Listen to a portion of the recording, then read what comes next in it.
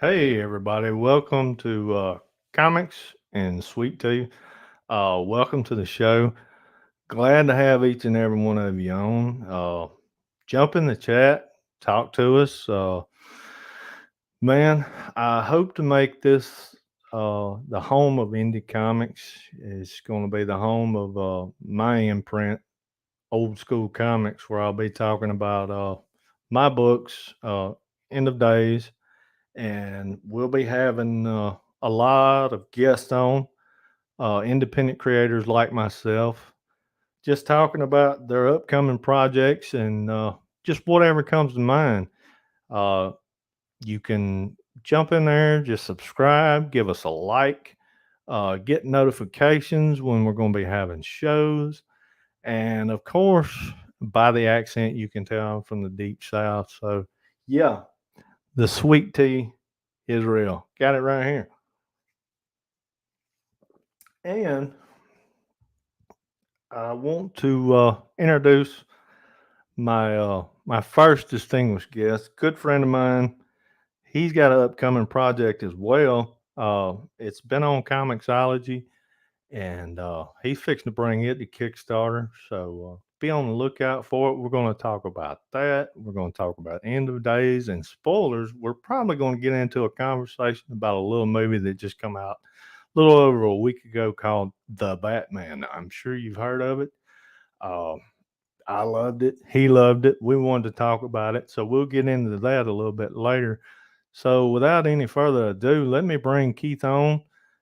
Like I said, good friend of mine. Give him a follow on Instagram at Keith Mirage. Uh, Super nice guy. Let me get him in here and we'll talk to Keith because I know you don't want to talk to me or hear me talk the whole damn show.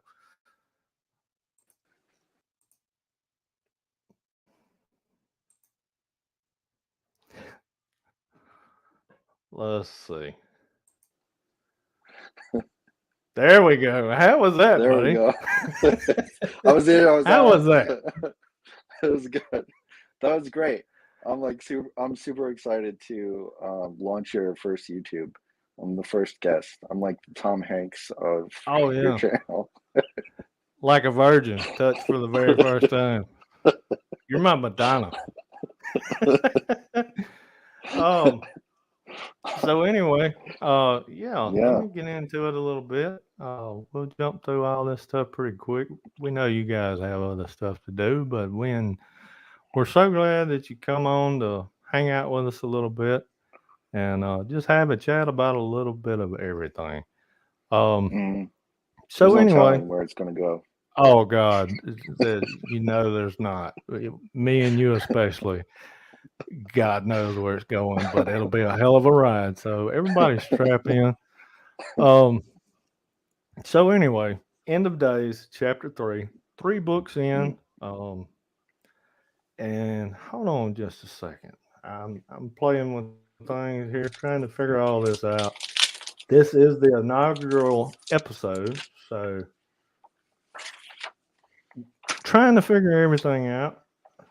And I hope you all can hear. Oh, yep, there is chapter two and chapter one. That's what I'm talking about. That's the showman right there.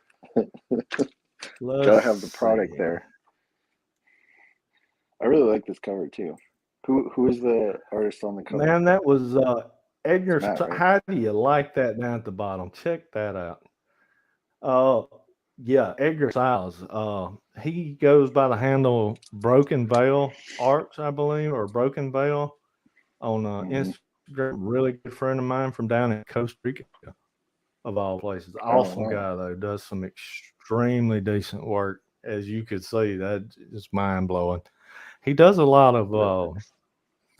I'm trying to think. Oh God, Mighty Morphin Power Rangers.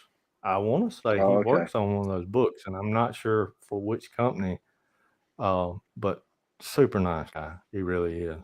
He's been a supporter since day one, and Mm, couldn't be more thankful for him. Just like yourself. I mean, we've gotten to be fast friends on here, and yeah. I don't know how you put up with my country ass, to be honest, but I'm glad you do. Well, I think you're. So anyway, I've said before. I go think ahead. you're the nicest guy on the internet. Man, I try. I really do. My wife would not agree with that. She's like, I showed it to her and I said, "See, you still like me." She said, "But you're such a dick." You know, I'm like, no, not really. I can be a nice guy. Oh man. But yeah, I was super nervous. I mean, after all the IG lives that we've done and I've done, I was super Hmm. nervous for this one. I don't know why. I was God, I was sweating like a Yeah, whore in church, man. I told my wife, I yeah. said, God, I'm like, what is the air set on? I feel like I'm walking around in a sauna. And she's like, it's on 68. And I'm okay. Okay. But anyway, yeah, if you look down at the banner, I have the link in the description. I don't know if you guys know this, but I'll tell you now, Kickstarter has an algorithm just like anything else. And Hmm. I want you to show a little class. Just jump in that description, go follow the link, and hey, it'll take you straight to my pre-launch page. The book will actually launch April 8th, but I need you to jump on there, hit a follow on the little tab that says notify. That way you'll know exactly when it hits, you'll get an email. And yeah, that'll help with the algorithm. That gets it seen. That gets more people on there, and I get more books in more people's hands. And hey, I'm not trying to make a buck off of this. I'm just trying to get this story out there. If any of you have done a Kickstarter, there's not hardly any money in this. We do this for the pure passion. I've said this before on a lot of my IG lives. It's all about the passion. I'm wanting to bring a story to you and help me do that. Jump down there in the description, follow, and yeah, help a brother out. What you got, Keith? Well, I mean, I already started following the Instagram page, or not the Instagram, the Kickstarter page, so I can get Yeah. updated on that when it launches. You get the emails when it launches, and I'm sure you're gonna have a tier where you can the catch up tier, right? Where you have issue one, issue Oh two, yeah, and then the definitely. new one. Always have Yeah. those. That way everybody can. Also, if I got a link that'll that's up here, it might not be showing on this, but it's on YouTube. On my channel, you can go to the link, and that takes you to my website at jerrycooleyart.com. You can go in there, and you can pick up the earlier issues through that. And also, my Instagram's in there. You can give me a follow and follow the work as it progresses. That is the only social media platform that I'm on, and I've been on others, but didn't care for them. I've found a wonderful community on IG, and that's where I've made my home. And well, now I'm on Mm, here too, where I can come and talk to all you fine people. But mm. yeah, I'm just glad to be here. Let me do a little magic. It might be a total cluster, but let me see if I can share this thing.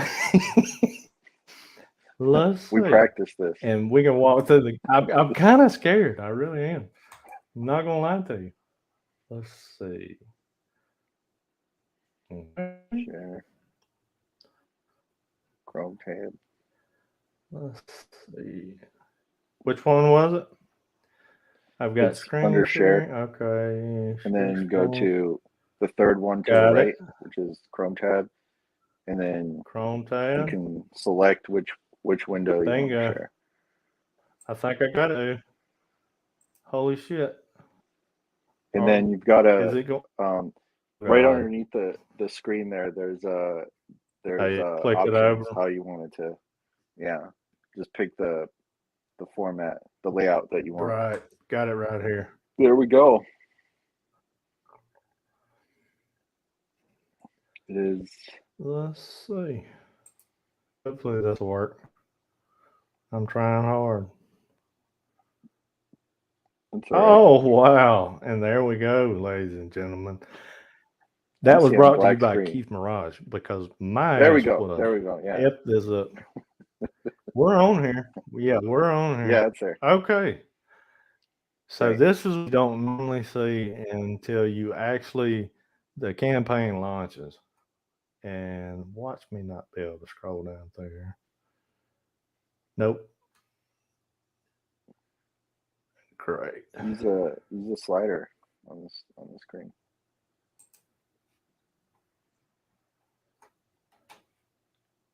First day of school, everybody. There we go. Or just boy, you are a wonder. I'm telling you. And the slider is not working on the screen. Son of a bitch. I got it pulled up and I can't even get it to work. Isn't it amazing? Well, there's part of the cover, and like Great. you got the link in the description, right? Yeah.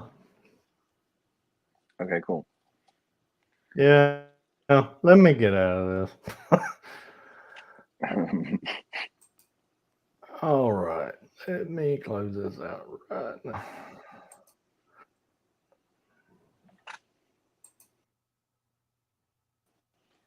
And back over here.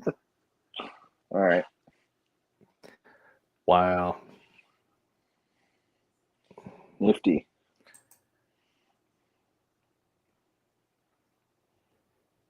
You're good. There we You go. got it. Let's go. So Wow. you, I feel like I just delivered a child.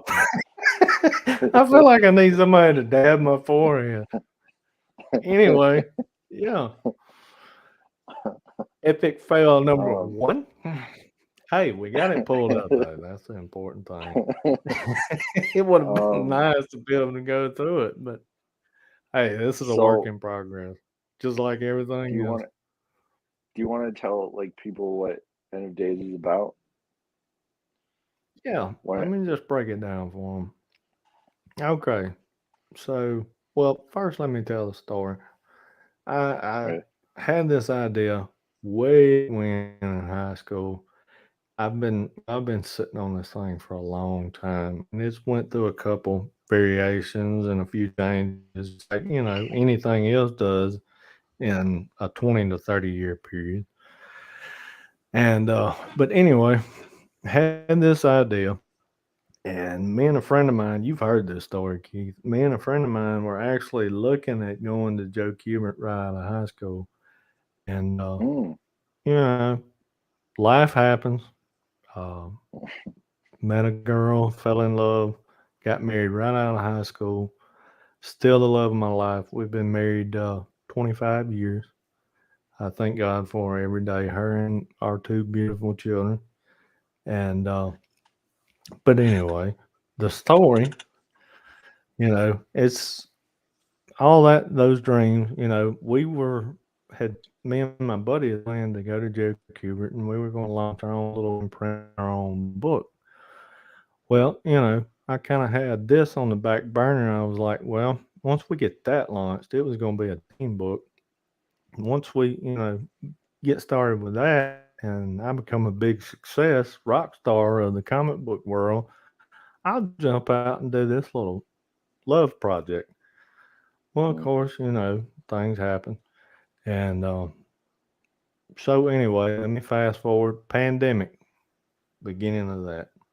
And my daughter, she's like, Dad, she said we were going through some old stuff and she come across some of the art and we had talked about it a couple of times on and off through the years. She said, why don't you do this story?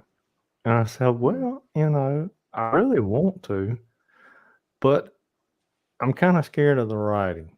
I had the big idea in my head, but I didn't know how to quite break it down in little bitty pieces and mm, drop it out.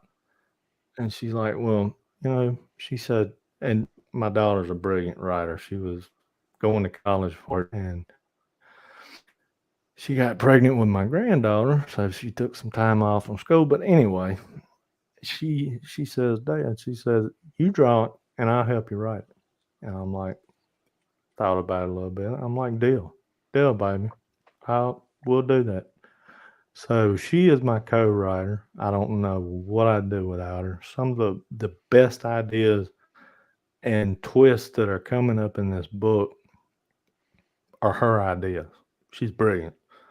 She uh she actually come up with Stranger Things about 5 years before you ever seen it on Netflix. Mm-hmm. Different character name, same story, almost down to everything. Wow. I'll never forget um, when it hit on Netflix. She was still living at home.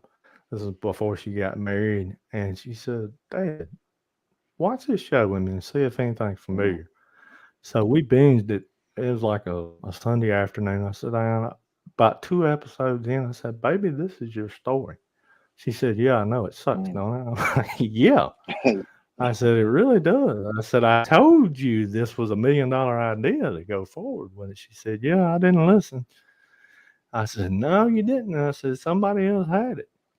And she's like, "Well, back to your idea." She said, "Let's Mm-hmm. jump on that." So here we are. I'm 3 books in, uh, launching a YouTube channel, and it's all because of her.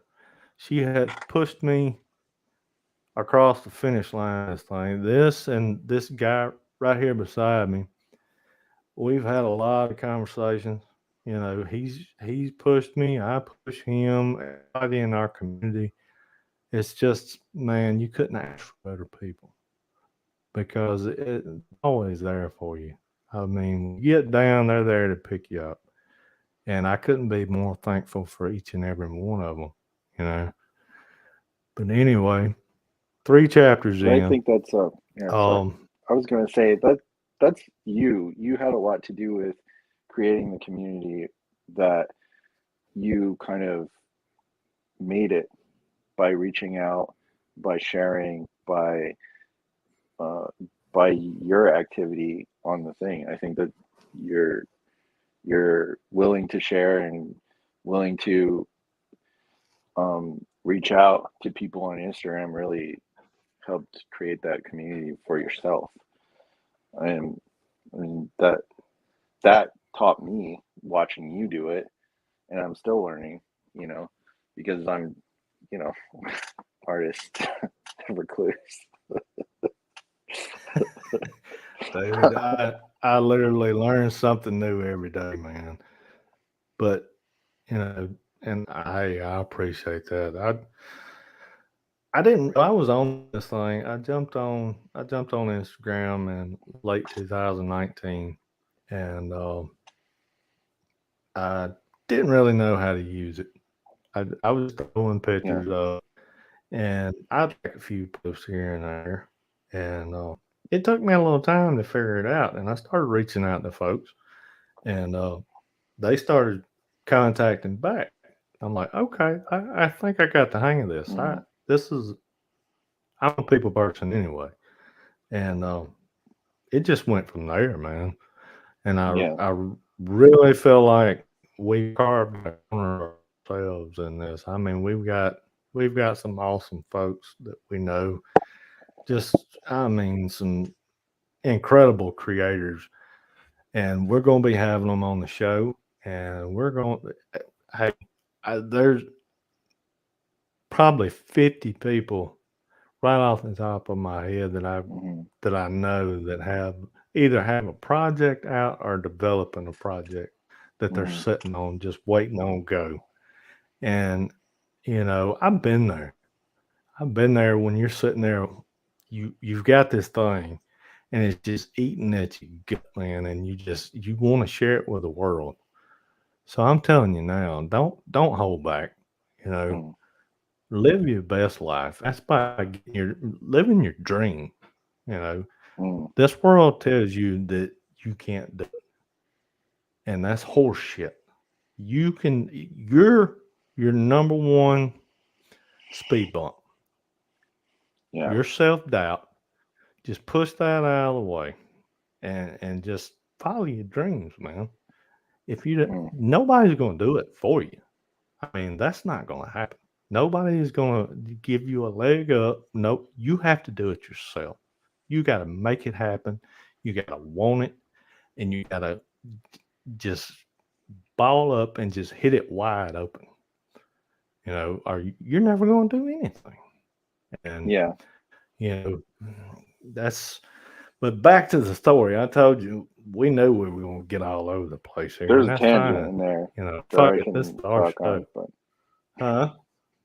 there's a tangent in there that Hold that thought. we're gonna get away from the story. Yeah, hey, put a pin in it. I'm gonna get back to the story real quick because I think you asked me that about 10 minutes ago. But I once I get started, I'm like a runaway train. But Hey, anyway, wherever you want to end of go. days. Yeah, end of days. So anyway, this is a story at the basic heart of it is light versus dark, good versus evil. Now this thing is set in the backdrop of the Rippers in the 1890s in Victorian era London. So, uh, Jonathan McCoy, he is an inspector assigned to the Ripper case. And what they don't realize is these are, well, they're serial, of course, but there's a ritualistic nature to them.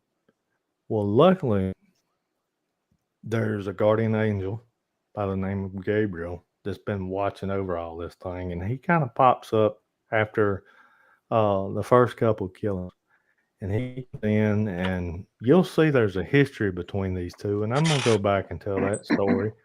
It's coming, hopefully, fingers crossed this summer. It'll be coming out also, so you'll see where these two actually met, and it'll fill in that void, and it'll let you know that history between them, that they're really good friends, and there's a lot of trust there. So anyway, so Gabriel comes in as Gabriel Smith, Inspector Smith, to help his buddy Jonathan McCoy on the case. So anyway, they run across this girl that she's a possible next victim. Um, Elizabeth Swan. She's a prostitute, and she's helping them with this case. So anyway, each murder, there's clues left, there's ruins left, there's markings. There's This thing is dark and gritty. It's not for kids. This is a very mature adult story, and we're looking at anywhere depending. We're kind of let the story, flow. As Keith knows, he's picked up some issues that I don't have a set page per issue. I let the story tell itself, and I cut it off with a nice cliffhanger, as as Keith well knows. I've done that Mhm. with the first two chapters, and each one picks up directly where the other left off. We're looking at going 11 to 12 issues with this first arc, and it's been humbling. It's been yeah, man, I've got no words for the feeling of being able to, get these books into people's hands through these Kickstarters. When that first one funded, I was like, oh my God, Mhm. people actually they care about this.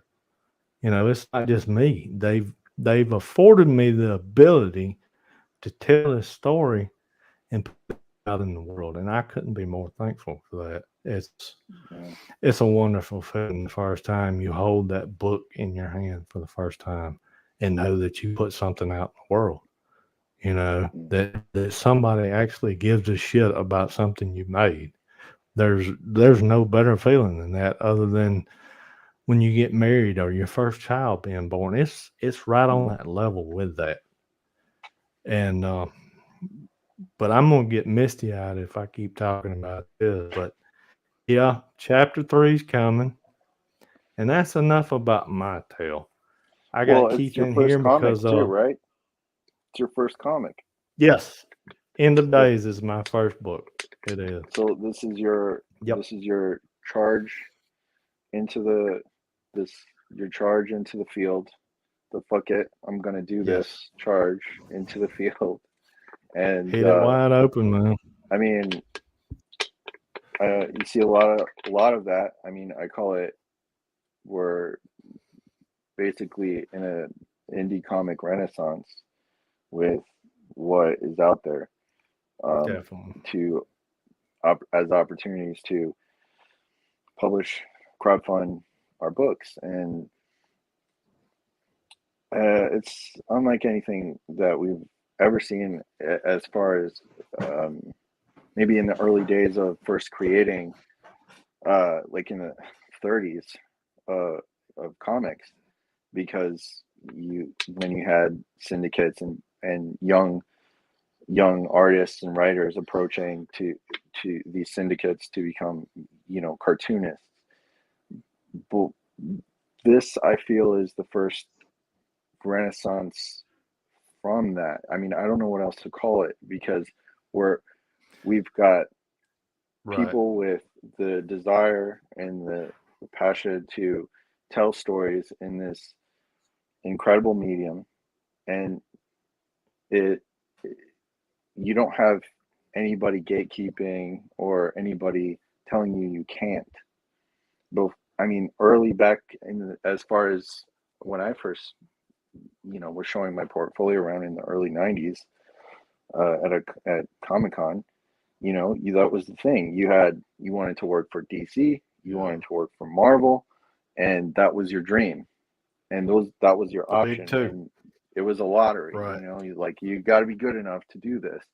And we see all ranges of talent, all ranges of skill and ability coming into comics at this time, with zero, like, to no experience, and coming in and saying, this is my story, this is my dream that I want to, this is what I have to tell this story, and Right. and you can do it. You can get it funded, you can get it printed, and you can get your story out there. And I think that's very inspiring to, like, a lot of people who are working 9 to 5s, who love comics, fans turning into creators. And you're going, like, 5, 10 years from now, we're going to see the improvement, the result of all of these people that are coming into indie comics and crowdfunding, that were never professionals, that weren't traditionally trained, but learned on the job, and are Right. coming up out of it. And there's going to be a whole new landscape of comic creators out of what we're in right now. Like, the things are going to evolve and change from where we're at right now. And I think that's a very exciting thing to be in the midst of, and to witness happening at this time. I mean, who knows where we're going? And I think what's keeping the industry alive is going to be indie comics. That's the future of I agree 100%. it's the You know, future of we had comics. this conversation. Yeah, we touched on this a lot the other day when me and you were just talking. You know, Hmm. it's like you said, it's an unprecedented time in comics right now. Everybody's worried about comics dying. Dude, you Hmm. you had Hmm. drawings on cave walls that are millions of years old. Visual storytelling isn't going Hmm. anywhere. As long as there are people walking this earth, you're going to have visual storytelling. But like Keith said, and I agree 180%, this is a renaissance in comics. This is an unprecedented time. You know, people that, like you said, have had this lifelong dream finally realize, hey, I can do this. You know, the tools are there for you to jump in. You got Kickstarter, you got Indiegogo, you got GoFundMe pages, you got all kind of programs and drawing programs that were never there before. All the tools are right at your fingertips. You just got to have the want to and the desire and the heart and the will to make it happen, because all the tools are there now. You know, Hmm. I mean, it's right there for anybody that wants to do this and has a story to tell, it can be told now. And it's just an amazing time. And I can't wait. You know, me and you talked about this the other day. Mhm. I can't wait to see some of the stories and some of the characters that come out of this time. We'll be talking about them 50 years from now. I mean, you might actually have the next Superman, the next Batman, the next Spider Man come out of indie comics right now. And you haven't even, you might have already read this title or seen this title and not even realize that this is the one that's going to stick for the next 50, 60, 70, 80 years. I mean, it's crazy. It's possible. I mean, when you It's look at very the possible. the golden age of comics, and you look at those books that were being printed in the 30s and 40s, they're, I mean, those weren't as sophisticated as they became in the 50s or the 60s. I mean, Right. you when you first saw them, and when I see a lot of stuff now and how it doesn't like really have the experience that the mainstream professional comics do, where you have people who went to school and trained and all of this. But what I'm seeing in these smaller indie books, where maybe the skill isn't as perfected and sharp, maybe the art is like a little like it's not living up to, it doesn't match the professional stuff. But what you're seeing is Yeah. that like it's so indicative of that early comics of, look at the first Batman Detective Comics. I mean, when you Right. look at Right. The big those ears, those the comics, rudimentary structure. right, it's like it's flat and everything like that. The first Batman was not like Right. the best drawn comic or best written. The Oh, first far Superman from was it. not the best drawn, best written. You look at the Phantom, and you look at all these older comics, which I do, The you spirit, know, Will Eisner. to see where things started and to see where they came from. I think is really important for, if you're in this business, to really look at the past, and you will see Exactly. what is happening today. You'll see that we're in those early stages again in a new way. The tools are different, Exactly. but the the drive to tell story is something that is timeless. It's something that goes back to the earliest man. You know, I mean, drawing on Right. cave walls. There's an That inherent desire to tell stories. desire to tell Exactly. a story, and I mean, I've tried to give it up many times, and I always return Same here. to Same here. sequential art, and Always come back home. Always. I can't. It's like it's a compulsion for me. It's kind of like if there's an addiction that I've ever if that I have, it would be sequential work, sequential art, telling a story, the Exactly. ideas of forming a story around a concept, an idea, an observation. These things that people, humans struggle with, is is there's something pulling me to it where I can't get away from it. So Tell them we're about in your like upcoming project, your upcoming story. Skylights. skylights. Um, Skylights is Walk 'em it's a through well, the wake up in the middle of the night and walk the whole process. I mean, Skylights is a sci-fi mystery that deals with um government conspiracy of UFOs, and um it follows a ex-Hollywood stuntman that is down and out on his life.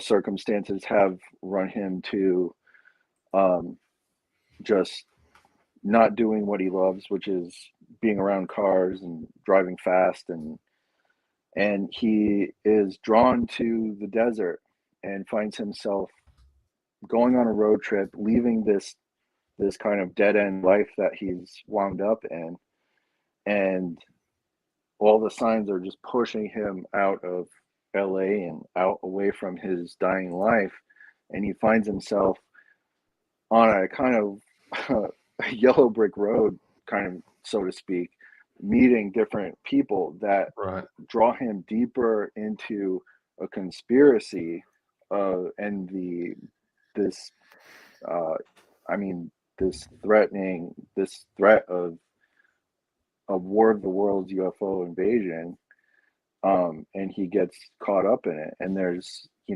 telepathic, telekinetic kids with telekinetic powers, and uh, you know there it's a slow boil, but the less you know about the story, I think the more of an experience you have. I kind of wrote it that way to kind of discover it along with the characters into what it becomes and where how it ends up. You I wrote it in a way that when you're in a completely different place in the beginning too, and you go on this journey with this character, and it's a different kind of comic book storytelling. um it isn't your normal kind of read, and it's kind of in the moment. You're with this character the whole time, and um I'm working on the last issue right now, but you can read like the first three issues. I put them on Tapas and Webtoons to kind of give that a feel and kind of see how that what that world was like. Probably won't do it again. I'm gonna do only printing stuff from here on out. So, but I want to It's launch nothing a. like floppies, man. Well, I mean, I want to just do a collected version because that's how I wrote it. Right. It Well, was just like one you've book. talked about that.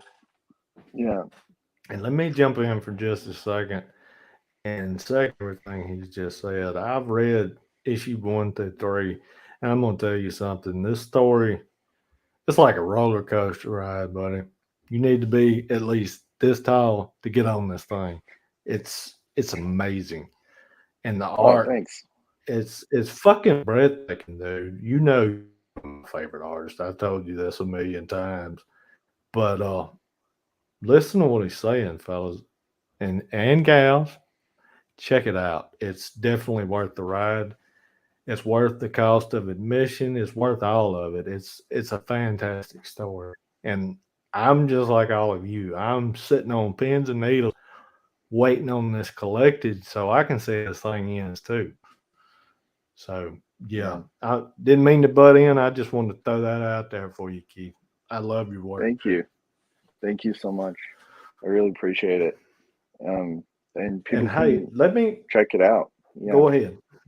people could check it out. Like I said, for free right now on Webtoons and Tapas. I've got the first three issues up in that format. It's a scrolling format, so I chopped up the panels. Um, so just to as a form of marketing, basically, to because it's my first Right. book, my first solo book. I've done comics before in the past, but those kind of disappeared into the ether. But um, We're gonna have to uh, dig those out of the damn ether, buddy. I want to see some. no, those are those were He's collaborations, responding on that and one. No, no, yeah, no. those were collaborations, and ended up being. I mean, I had the Comic Con experience being on the other side of the table and signing the books, and meeting people that were interested in you know what we were doing, and that was a really fun Right. experience before it really exploded with Hollywood and TV and all of that. So Yeah. I Back was glad I before was it able to all just went get in wide there right in mainstream. the last time there was like 2009 on the table with Oh my wow. partners. Um, but Yeah, that would have been the year after Iron Man, so that's right as it was hitting the yeah, mainstream. and Yeah. Batman Begins was gonna come out right around there. Right. I think it was Right. right around there. Yeah. Yeah. Uh, Wait a minute. Batman Begins come out in '08 too. Yeah, both of them are Yeah. right there together. Let I me show remember you this being real at the quick. Hall I H. thought Yeah, this let was, me see it. yeah. Let's check this out. Good point. There is always something different and something you can hold versus something that's in a computer. Comics will always help fill that gap. Exactly right, Jaco. Hmm. Well said, Yeah. dude. A lot of people feel like that. And I'm in that boat too. I mean, I I tried webtoons and Tapas and all of that, and without really much success because there is a very um, particular thing and style that what the audience on webtoons and Tapas expect. Like they really want like what they want. They want that one thing. They want that Right. style, that anime influenced style. They want those stories of those romance stories and all that. And like, Skylights doesn't fit in there, but I figured I'd try that out. And so it was good to I mean, you've got to try everything and when you're doing this Exactly. yourself, You you don't know. know till you try. Yeah. That's exactly right. It's kind of like throwing shit at the wall to see what sticks. I mean, we've both kind of threw, I mean, for lack of a better way of putting it. I mean, hey, I'm a simple guy. Um, but that's what you do. You just throw it out there, and like Yeah. you said earlier in the ether, you try this platform, you try it on that platform, you try Yeah. floppies, you do what you can, you do anything you can to get your story out there. Right. Because at the end of the day, that's the main thing. You want to get that story out to people, and you want to see, how it's accepted, or Mm-hmm. But yeah, Yeah. So yeah, I just want to do printed stuff from here on out. I mean, Comixology changed up when I mean Amazon swallowed it. yeah, they So got devoured, didn't they? now you have to do Kindle Direct, and I was just doing Comixology Submit. So I've got the first three issues on there, and some people bought it, and I feel kind of I don't know what to do yet about that because I'm not putting four through Comixology, you know. No, I don't So blame you. or I mean through If Amazon they Kindle. if they love it, they'll follow you. I mean, that's the way I I feel hope about it. so. That they'll hunt it down. I'm sure if they've reached out to you, I'd just let them know.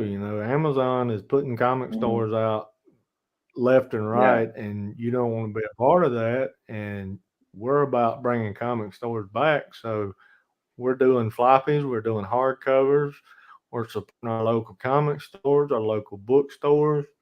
If they love the Well. project, hey, you know, I, you got a website or you got an email, they can reach out, or and get it from you. Let's Hmm. see. Okay, check this. Let's see. J. Cole is hitting the nail on the head, buddy. Webtoons has a Webtoons future, has a future, but but definitely. definitely still an anime or love story set. Either something that can be made into anime, i.e., Tower of God, or a romance story. Okay. Hmm. I, I'm not hating on Yeah. webtoons. I'm just not a digital guy. Yeah. Keith knows that. Yeah. We're we're we're from the old cloth, the old guard. Yeah. However we can get our books out there, we're going. Hey, I give away. Well, I don't give them away. I sell PDFs on my campaigns, and I sell PDFs on my website. I'm not against digital comics. I'm just a collector myself. I've got close to 3,000 comics, and there is nothing like holding that book in my hand and flipping the pages. I've Hmm. got books that they're just falling apart, and I'm sure you do too. That you've Oh handled yeah. so much. that they're just falling all to pieces because you love the Yeah, art, you love the story. I mean, there's such a love for that book. You wore it out. I have multiple yeah, copies of certain books for that reason because I just wore them slam out reading them. yeah. I have 3 copies of Dark Knight Returns, so Right. because the cover is just You got the coming one off. I'm super jealous of, too. Super jealous. Yeah, the I haven't art got it edition. yet. Yeah, those. Yes, Yeah, that one. yeah. It stays sold out. I check IDW all the Uh, time. It stays sold out. I'm, I'm gonna have to invent a that was put out by program someone else. that That's not IDW. really. Look through Amazon. I saw it on there. It'll run you about 200. I'll check it out. Yeah, Yeah, but I mean, I'm gonna have to break that. I just gotta do it, man. I love Frank Miller. yeah, and you learn from Let's that stuff see. too. So it's a write off. Oh God, yeah. Those artist editions. I always thought these guys. This is back before the internet and back before all that horse shit. When you just held the Hmm. comic and you thought these guys, you was like, man, I can never draw like these guys. These guys are. I mean, this is perfection. But you get Yeah. these artist editions, and some of them are close to perfect. I mean, you Hmm. get into Joe Kubert and stuff, but I mean, you still see where they've erased, and that just opened up a whole new world to me, and said, Hmm. okay, these guys are human. They make mistakes. I can do this. Well, That's the one of thing the main about that, reasons I love those artist editions. hmm I mean, Go ahead. you look at Tarzan, Joe Kubert's Tarzan, and you can tell he was like really moving through those issues. He was drawing them really fast because he was pulling triple duty. He was doing the art, he was editor and also editing other books. Right, So I mean, he was, and there's the lesson there is, I mean, these, especially back then, as versus now. I mean, back then, comics were kind of a fast art. You had to really, there was deadlines, and you drew them. You left out all of the kind of needless detail, and they were drawn fast, and they were printed on newsprint, and they were sold on in grocery stores and newsstands. So there was a very kind of, not a precious, it wasn't a precious hobby. It was something that was supposed to be done fast, and we see a different, more sophisticated, kind of art presence in comics today, where things are more polished, more detailed, more rendered. I mean, to its full extent. You know, um, right. so it was a different kind of time when you can go to the grocery store and pull a floppy out of the newsstand and from the spinner rack, Or the store. without That's going to the some of my comic store. fondest memories, man. Hmm. Yeah. I can remember we lived in Atlanta when I was, let's see, between the ages of 8 and 14, and I lived in a little subdivision in Jonesboro, Georgia. And man, me and my buddies, we'd get on our bikes and we'd ride down at the entrance to the subdivision. They had a little 7-Eleven store, and we all pile up there. And they had the old one person shooter game, right there, Hmm. and we save up money from whatever, cut grass through Hmm. the summer or whatever.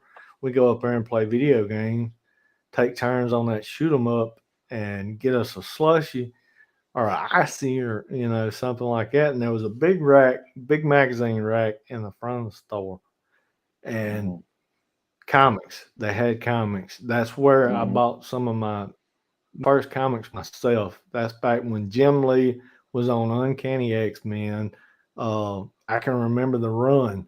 Um, Let me think a minute. It was the Mandarin story when Psylocke actually become Lady Mandarin. I know you know Mm, which one I'm talking about. Jim Lee was drawing it. That was one of the first Jim Lee books I ever picked up. Bought it with my mm, own money, and my mind was fucking blown, man. And Silvestri, I remember riding up there, and I own like 10 copies of this book. It's Wolverine, where he's hanging up on the X cross. It was a yeah, Silvestri cover. yeah, I know it. And I remember picking that book up for the first time right there in that little store, me and my buddies. And they were like, "Oh wow, what is this?" Because Yeah. I've always been into comics, and I've told this story on some of my IG lives. I was a little bitty fella. The first comic book I ever got, my grandmother bought for me, and I might have been 6, maybe 7 years old. I rode with her to the drugstore and went to pick Mm, up some prescriptions, and they had the old metal comic rack right off to the side, and mm, I seen Spider Man, and I pulled it out, looking through it. She buys it for me, and I mean, right then, I knew exactly what I wanted to do with my life at some point in time. I wanted to make these things, and I fell in love with the character. And Spider Man to this day is still my favorite character. I love mm, Batman. I love Superman. I love all comics. yeah, Spider Man was my first love. That was my entrance into comics, you know. And yeah, I've always got that memory of me and my grandmother and her buying me that book. And it opened up a whole new world to me, right. one that I'll be 45 this year. And that love of comics has only grown, you know, Yeah. just like you were talking about just a while ago. I've tried to walk away from this a million times, and I'm always Mm, pulled back in. I've quit collecting. yeah. I've lost count of how many times, but I always get pulled back in. It's a love. I can't ignore it. You know, I, Hmm. I have to do it. Yeah. Check this out. The Hmm. chat's lighting up. Let's Cool. see. Put them up. I really like this one. Check this one out from the claw. I thought this was cool. Try to Try guess what webtoons that. Yeah. exactly, brother. Try I to mean, get that. Yeah. yeah. No shit. Yeah. I mean, Let's I'm not, see. bad mouthing webtoons or anything. I'm saying that, what No. to reiterate is just like, there's an audience that expects a certain thing. I mean, DC went in there and Right. hired webtoon artists to do their characters in the style that is favored by webtoons. So if like Right. myself, I was just experimenting and I put it up there just to see, what sticks. And I have some readers on there and like some really awesome people interacting and commenting, and they were into it. But I'm saying to ignore, if you're going in with the idea of wanting to do webtoons specifically, if you're going in for that, or tapis, right? That you Mhm. that's your goal. It's like to ignore everything that is popular, or what is I mean, I had somebody comment like, if you ignore this, you're doomed, like message me like that. I was like, Yeah. I mean, they have a point where, like, you know, you should be playing to the audience. You shouldn't ignore the audience of what is basically the across the board style of Tapas and webtoons. I mean, like I said, DC went in there and they hired people that drew in that favored style to appeal to the Yeah. greater audience there. And I did not do that. I was just saying, here's, let me try it. Let me let me Hmm. put my stuff up somewhere. You know, um, Right. You were just trying and to get your yeah, story out there. yeah. It's just an experiment. Right. but I'm And not bad we've mouthing it at we've all. talked about this before. I'm not changing my style for anybody. I've got a and now my style is constantly evolving, and any artist that worth a shit should be. Mm, I mean, because you learn, if you're constantly mm, drawing, you're constantly learning, you're learning new techniques, mm, and we pull from our influences. You know, you mm, you pull from the past, and you any artist, yeah, you're gonna start out looking like somebody because that's who influenced you, mm, and you're eventually gonna evolve into what you're gonna become. And right, but back to what I originally said, any artist that's worth his weight is going to constantly evolve. His style is constantly changing the more he hmm, draws. I yeah, mean, I can draw a picture today and I'll draw the same picture next week. And guess what? It's going to be different because I've right, picked up something new. I've added a new right, tool to the toolbox. I've hmm, found a new way that I like to shade something. But it all boils right, down to what you like as an individual and what's going to help push your story and what's going to help push your visuals the way that you're trying to go and impact people. And everybody has a sure, different way or a different road of going about that, you know. hmm, But anyway, that's just my take on yeah, it. yeah.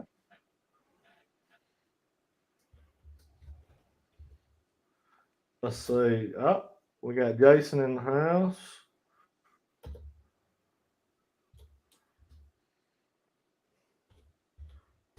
But anyway, yeah. What's up, Jason? It's good to have you in here, brother. We have talked a little bit about everything under the sun besides projects. Mm. You want? We're almost an hour in. Do you want to get into the Batman?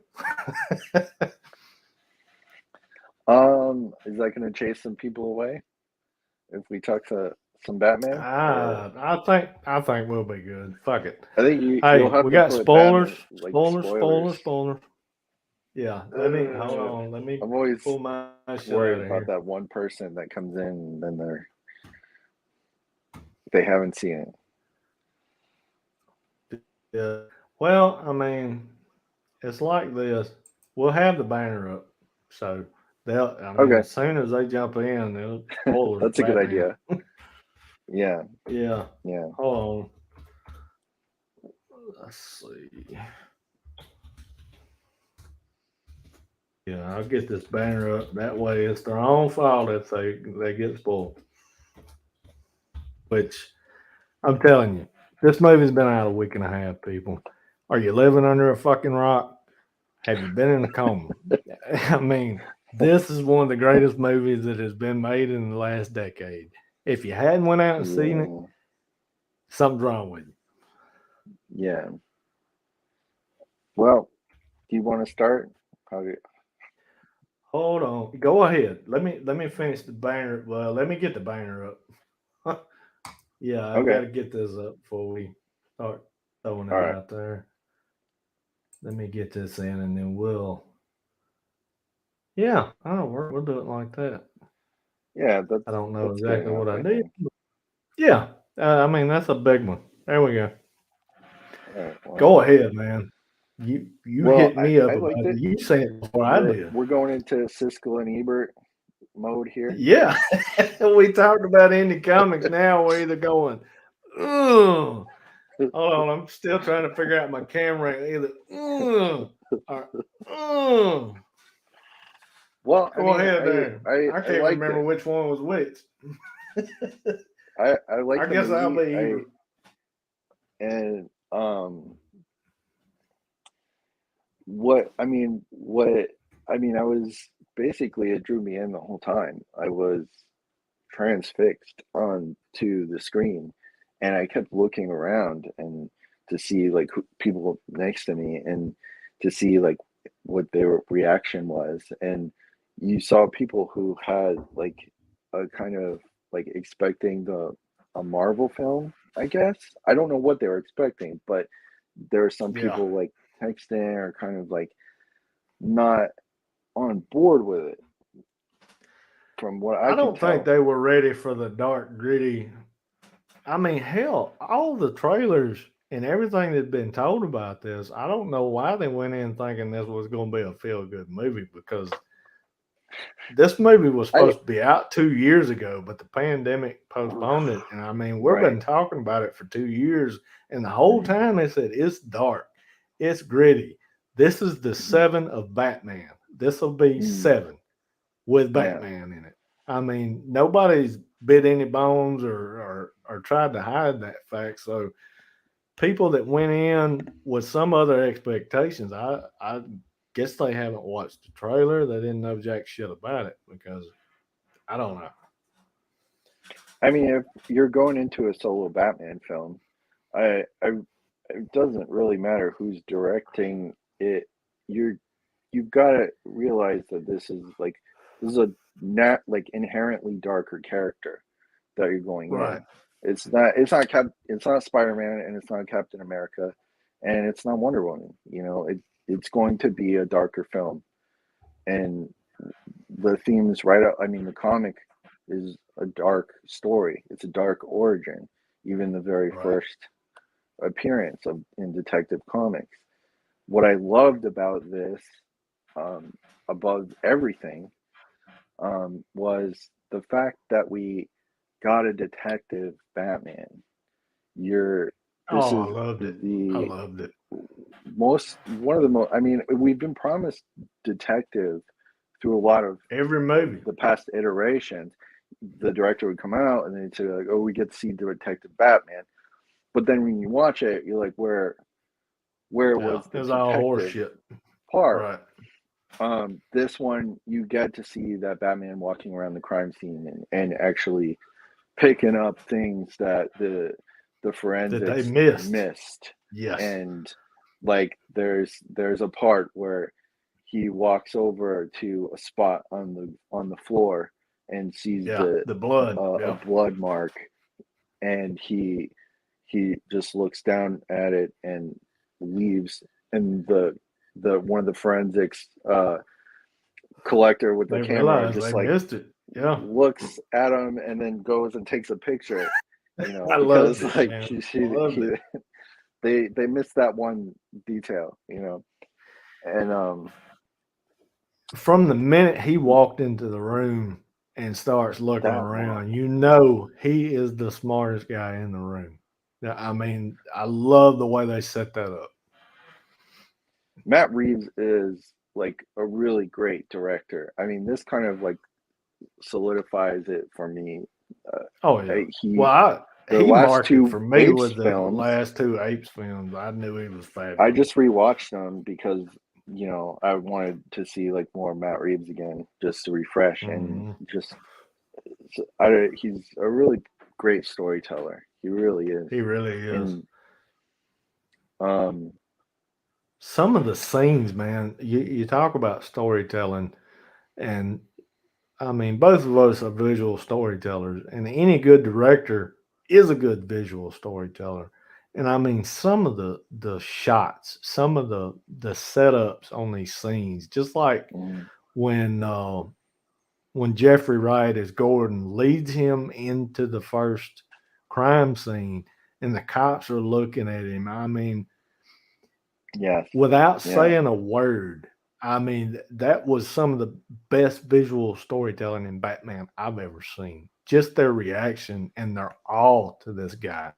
They're like, "Oh, here he is," It yeah, just the looks in their eyes and the look in his eye, the confidence. Like fuck y'all. yeah, I got this. It was right. just, it was amazing. Well, the like one of the most important aspects to the Batman mythos is his relationship to the city, his relationship to um, Gordon, the citizens, to the street criminals, to right? Alfred, to Gordon. The people around Batman and Bruce Wayne are the most like they're the most important aspects to this character. They're a supporting cast for, like, you call them that for a reason. And Exactly. Matt Reeves delivers on those relationships All of in it. a way that we haven't gotten All of it. in the past films, Batman films. And Especially I like the his Batman films. I'm a relationship with fan. Gotham. Absolutely. We haven't gotten that to this um interpretation from the comics. And that was really compelling to finally see that in a film being translated, being adapted, and that the way that Matt Reeves did it. And you can adapt it Right. many different ways, but in this version was really satisfying to see that, like, the criminals just looking into the shadows and looking into the dark Yeah. and wondering if he's Just gonna wondering, is he jump out there? of there, and then just Exactly. dropping what they're doing and leaving. And that is like when Bruce says that, you know that famous Batman saying of the the criminals are superstitious and cowardly lot, you know, Right. that illustrates that so well, of that idea of becoming something more, about becoming a symbol that strikes fear in the hearts of evil doers, and Exactly. that illustrates it so well when that staring into the shadow, it was so perfectly well done. Really And what was appreciated that. that line that Pattinson did later on in the movie? He said, "They Mhm. think I'm in the shadows. I am the shadows." That Yeah, he oh said man, that that just drove during it that home for sequence. me, Yeah, buddy. It just drove yeah. it home. I Hmm. mean, everything. A lot of people criticize this for being too dark. I mean, Too have long you for it. I mean, seen The Dark Knight?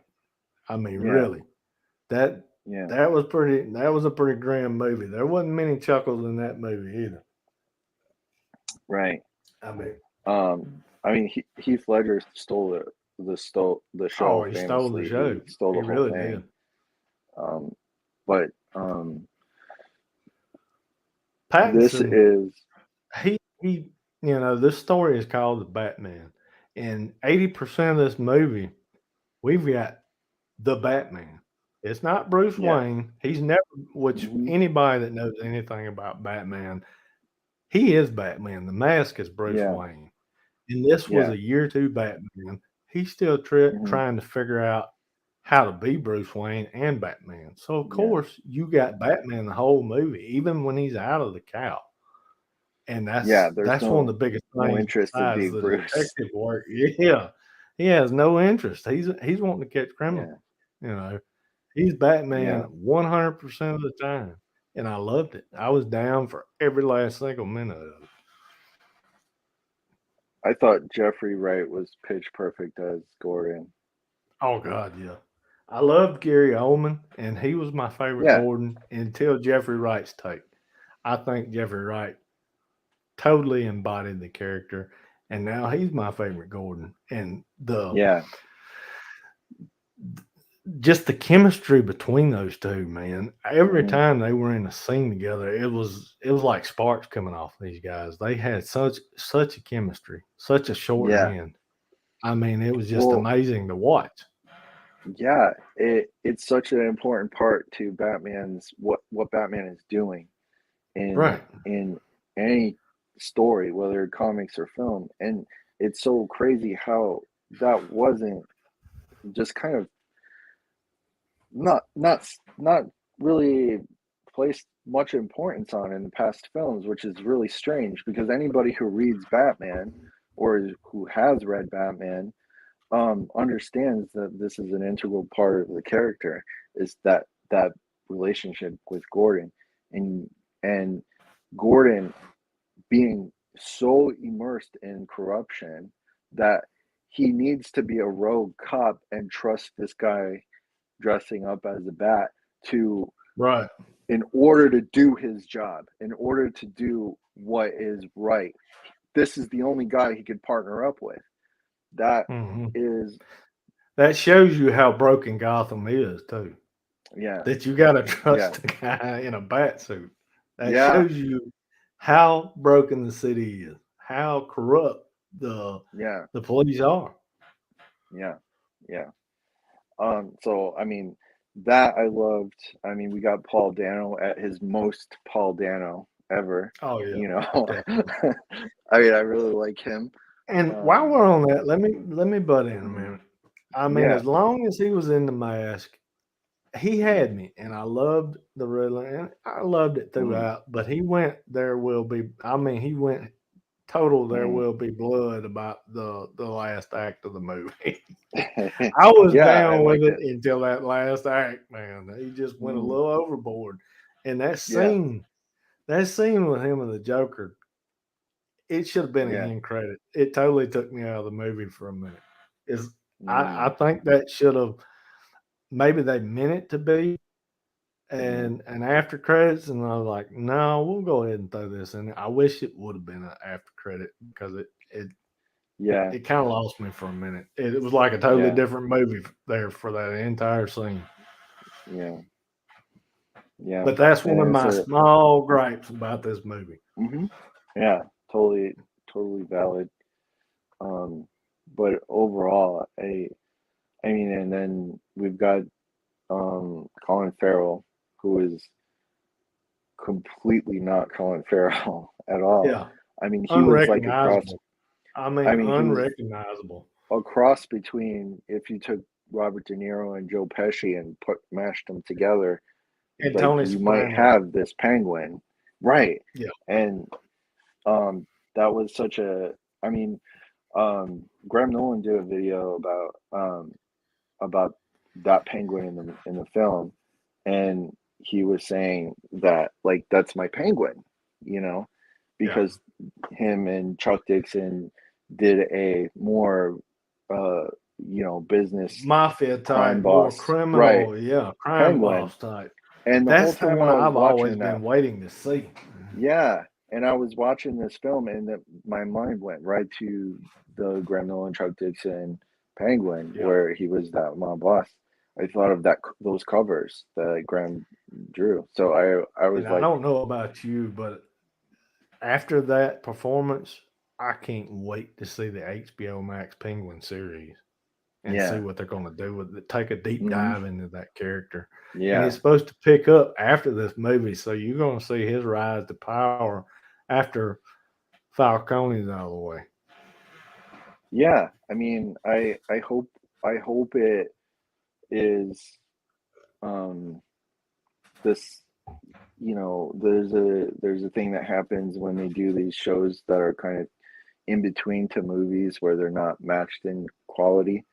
So I hope Yeah. there is a maintained quality of cinematic quality to the show that Right. they do.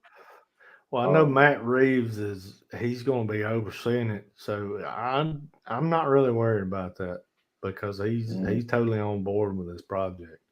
He's going to yeah, be over it 100%.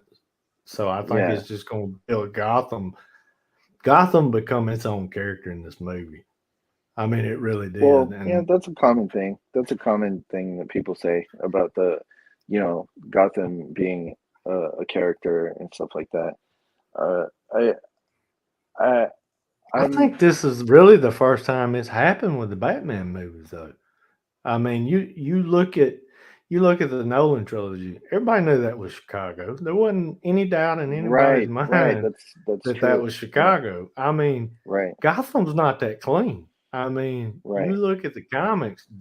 This movie, the Batman, this is the first Hmm. true, other than the Arkham games. The Arkham games really brought Gotham to the forefront as a character. Hmm.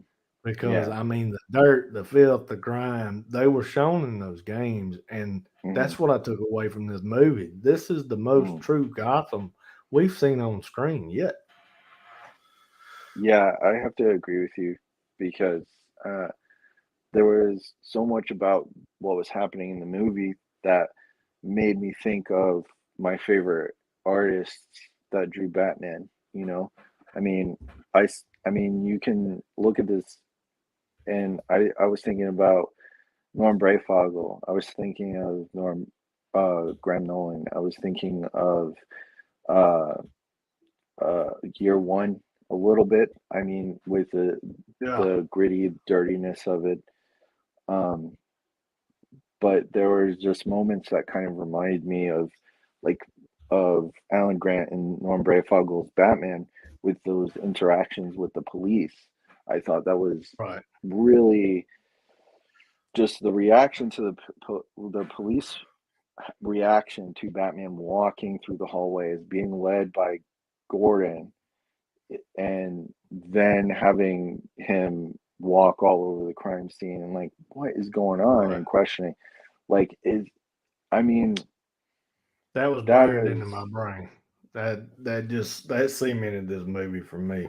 yeah That opening that opening scene where he's walking.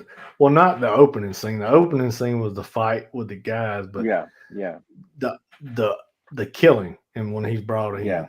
yeah Yeah, it was close to the beginning of the movie. yeah but very very like just like I said, the relationships to that Batman has to Gotham, to the street criminals, to the regular people, the citizens of Right. Gotham, the police department, and like all of that is here in that film. And Yeah, you all of know, it. I just really appreciated what Matt Reeves put into those important aspects to an adaptation that we haven't seen before. Exactly. And this is I don't know. It's like he read Batman fans' minds because he brought us everything. Everybody that I talked to that's been a Batman fan for any number of years call this the perfect Batman movie. You know, they love the Dark Knight, but they call this the Mhm, perfect Batman movie, and I feel the same way. I mean, he nailed it. Even people I've seen gripes about his relationship with Alfred, and this mhm, is how he would be with Alfred. I mean, mhm. he was a broken man. You know, he's still Yeah, dealing with all that trauma and all that tragedy, and he's caught up in being the Batman 100%. He doesn't yeah, know. It's almost like he's an alien walking around in human mhm, form. It's almost like Invasion of the Body Snatchers. You know, he's so yeah, committed to this. He's he's forgotten how to be human. You know, yeah, so of course he's not going to have a loving relationship with anybody. And yeah, as the movie, one thing that I loved, and I can't wait to see how Matt Reeves develops it in the second movie. You start mhm, seeing him become the Batman that we've come to know in the comics as the movie progresses. You know, just like towards mhm, the end of the movie mhm. when he's facing the Riddler's henchmen, and they call it the one calls himself Vengeance, and I mean that was Oh like a slap man. in the face to him. And then he Mhm, realizes you can the way Robert Pattinson he did. Oh my god, dude! You could have took did a whole entire class on acting, just on his facial reactions, his eyes, yeah, his looks, because you literally felt exactly what was on his mind when that guy said that. He knew immediately. Hey, I'm going about this wrong. I'm influencing people to be something this this evil that's hurting Gotham. I've got to be yeah, more. I've got to become a symbol of hope, not of fear and vengeance. You know, you've seen yeah, it just in his face. yeah. It's such a great illustration of that line that Batman's walking, of Hmm. that very thin Constantly line walking. between Yeah, I mean being razor thin. what he's fighting against and then being what he is aspiring to be. Right. And that Hmm. where he ends up at at the beginning he is vengeance, and at the end he realizes he has to be more. He has to save people, he has to be a symbol of hope. He didn't realize he was Exactly. going to be a symbol of hope. He And was if thinking you remember the I shot, want revenge. Yeah. Matt Reeves, I've heard a lot of people criticize the third act, but you're Hmm. talking about being a symbol of hope, and you start Hmm. seeing him as a symbol of hope towards the end of the movie. That third act during the flood of Gotham, when he falls into the water, that was like it symbolized baptism to me, the death of the old Mm, and the birth of the new. I don't yeah, know if it's that's true. and when he comes back out, he pops that flare. He looks at all the people. He walks to them, Hmm. and he he becomes that symbol of hope. You see him Hmm. holding that Hmm. torch up high and walking through the Yeah, darkness, and everybody, all the Gotham citizens, falling behind him. It just yeah. blew me away. And the moment of him reaching his hand out and the adults being Yeah, afraid to take his hand, and then yeah, there's the kid steps up and grabs his hand, and that exactly. being the, you know, the transition The where gateway, everybody's like, oh, right? maybe this guy's okay. He's here to Exactly. help us, you The know. kid is the So only one got the guts to reach out and take his hand. yeah. Um, so just so many points, so many. Uh, I mean, So it is many a little nuances throughout the film, yeah, it just is a like that. version. It is a version. It is an adaptation. It is, I mean, it has a vision. Matt Reeves has a vision Oh for yeah, what he is no adapting, doubt. and you can pick it apart, and people will and are, and Oh yeah, they're and tearing it to and pieces in some places. because they have their own ideas creatively, Hmm. but the fact is, Matt Reeves has been chosen to film this series, Exactly. and And I'm I along for the ride. I can't wait to see. I'm yeah, not judging yeah, anything. I mean, I'll put it this way. I love it. I absolutely fell in love with this movie. It's the perfect Batman movie. And guess what? He's got two more. It's only going to get better. I can't wait to it see this as a complete story arc. I don't hmm think yeah. anybody should judge it till he's had time to do his complete arc. They Well, I need to mean, leave it alone it, until he's done. I mean, people are gonna like rip it apart anyway because Oh for yeah, whatever reason, that's what and people do. that's fine. But like, you know, you can choose to say this is not the only Batman movie we're gonna get and enjoy this film for what the adaptation is. And I think like I can't wait to see where he goes from here, but I also hope that I kind of like where it is, and I hope it's a gradual progression. I hope we don't leap. You know, I hope Yeah, there's a gradual progression of the I character hope we don't in the do next film, 5 years later in the next one. Yeah, that's gonna and totally he's a suck. I completely hope it's a different character. You know, slow burn. Yeah, like yeah. you get So, the cocky Bruce Wayne. Like that would totally suck if they did. Hey, check mhm, this out right here. I didn't even yeah, catch this one, but check out this comparison. yeah, Deco said this. Him coming out of the water with a flare versus him coming out of the fire after the penguin. Exactly right. I right, didn't yeah. even think about that. Yeah, I mean that's that another one of became my those little favorite bitty Batmobile too. nuances. Oh God, I wanted one right then. I mean, What was your right favorite Batmobile, cinematic Batmobile, before this one, before you saw this? Yeah. What was your favorite? the tumbler. I love the tumbler, Yeah, but same. Same. yeah. I mean, when he runs that fucker through a wall that first time and then starts jumping across the building tops with it. Yeah. Oh my god, Yeah. dude! But this one was the icing on the cake. When he crunked that thing up, it looked like something Yeah. out of hell.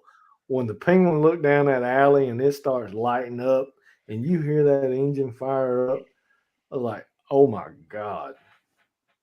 Yeah. So I watched an interview. Matt Reeves had said that that was a practical stunt where they actually did film lockdown on the car on Colin Farrell, and Yeah, the the car jumping in the background was is not a composite, that actually they actually did that leap and got Colin Farrell's reaction as that oh was wow, actually happening That's at the awesome. same time.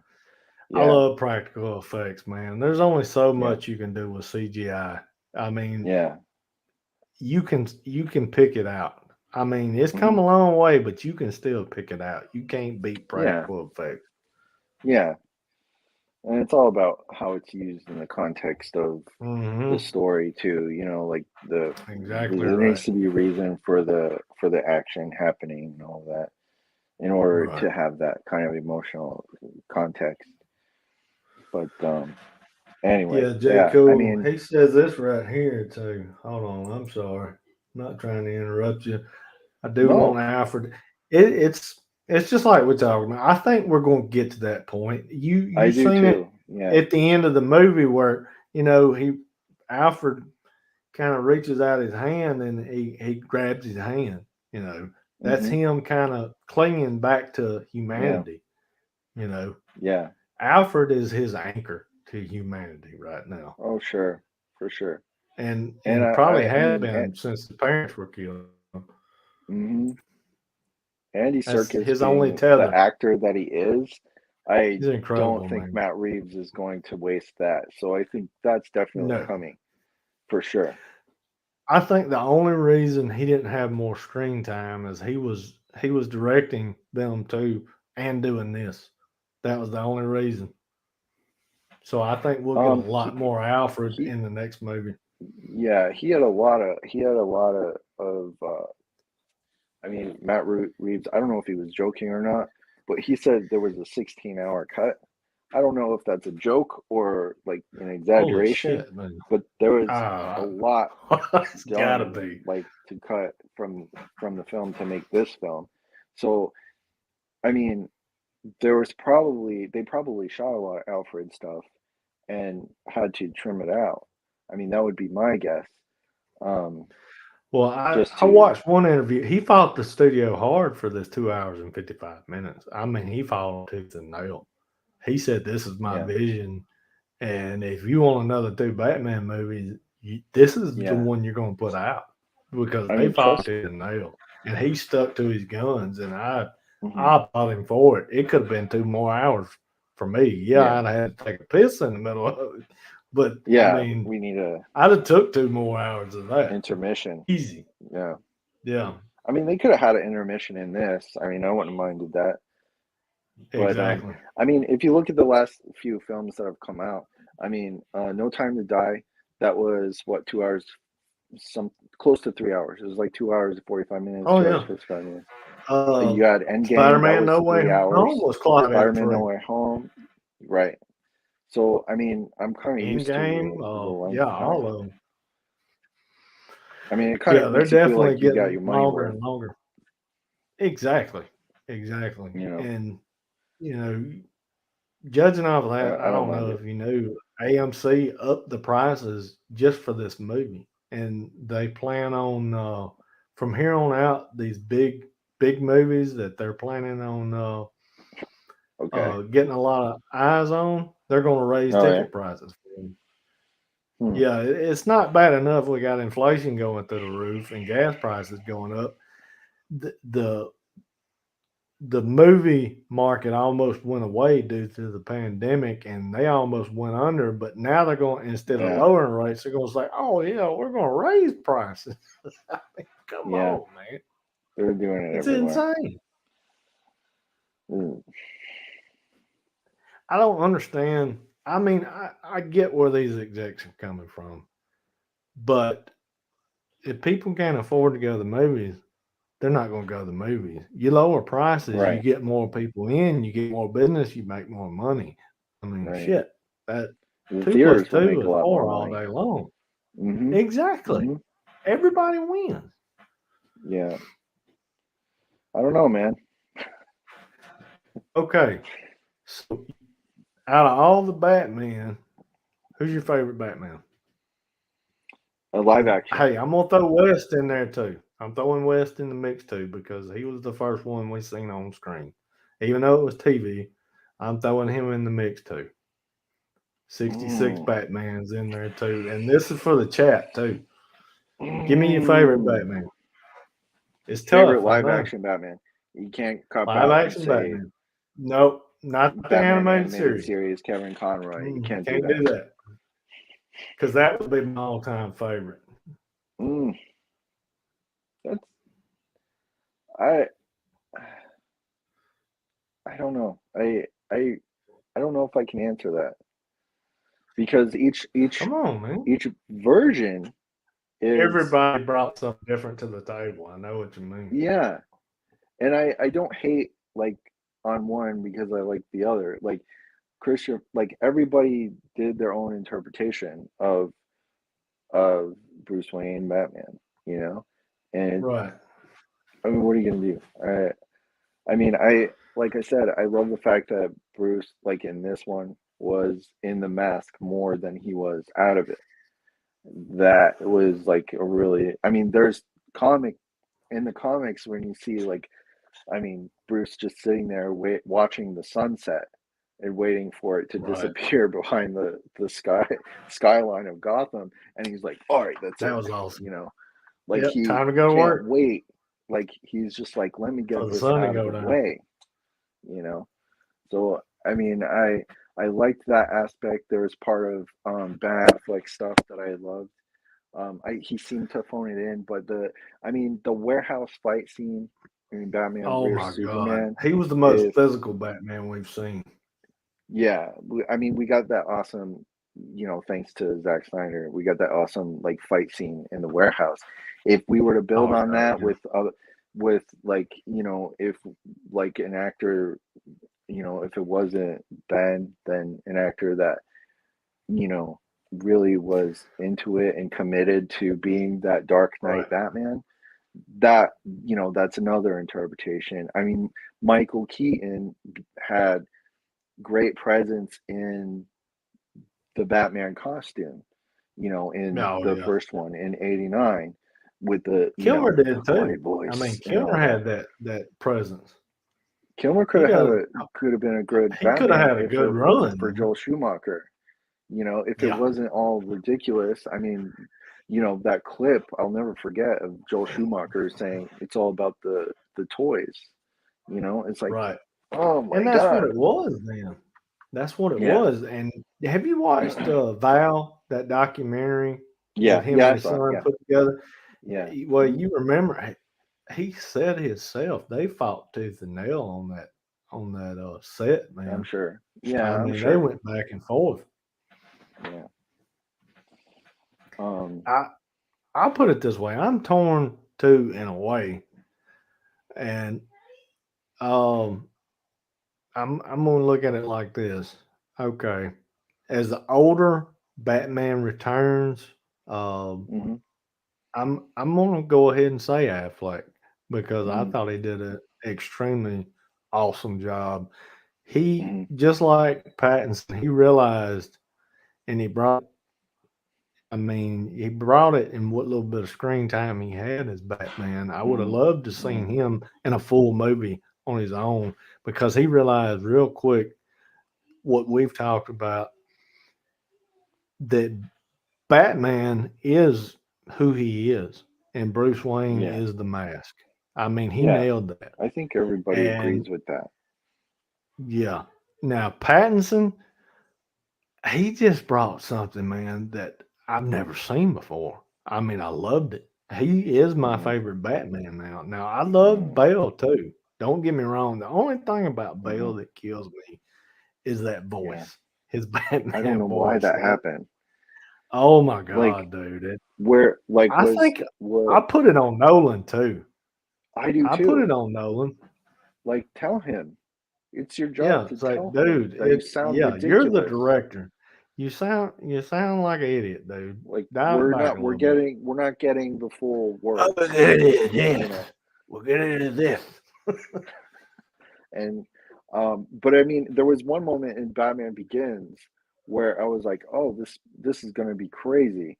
And when he had Flash upside down and he was Oh interrogating yeah, him, and he yeah, was that like was an awesome scene. really gutturally, Swear to just, and you me. can understand, yeah, and you can understand what he was saying. Yeah, I was like, if that's what you're going with, go with that for the whole film. And yeah. I feel It like got that worse as the deviated film into like this progressed. It weird, got worse. Yeah, and you could hear Bale doing that voice in um Howl's Moving Castle before Yeah, Batman.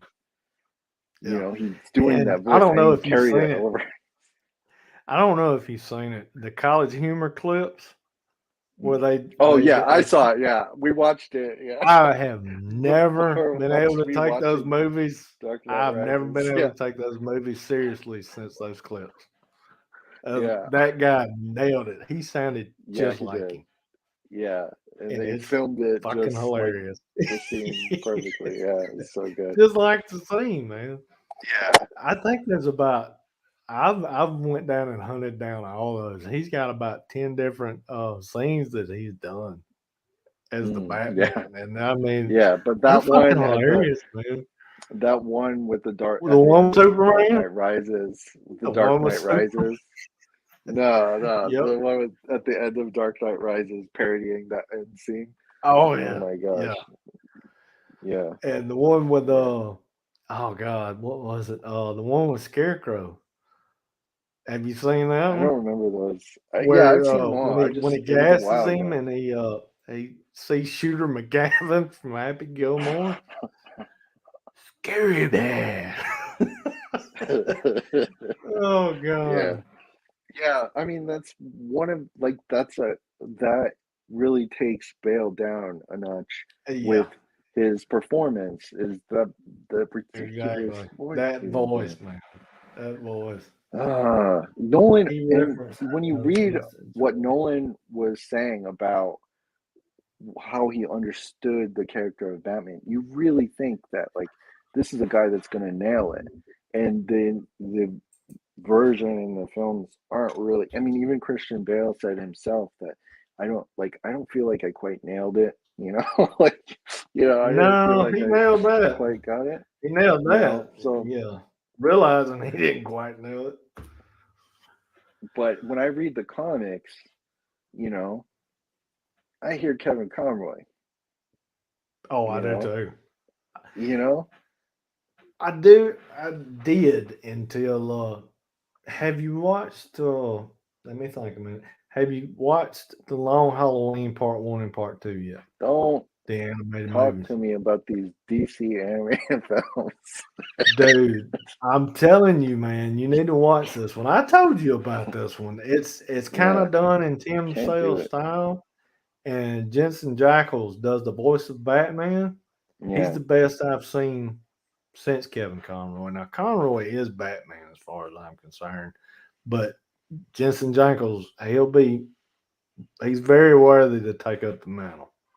He did an awesome okay, job.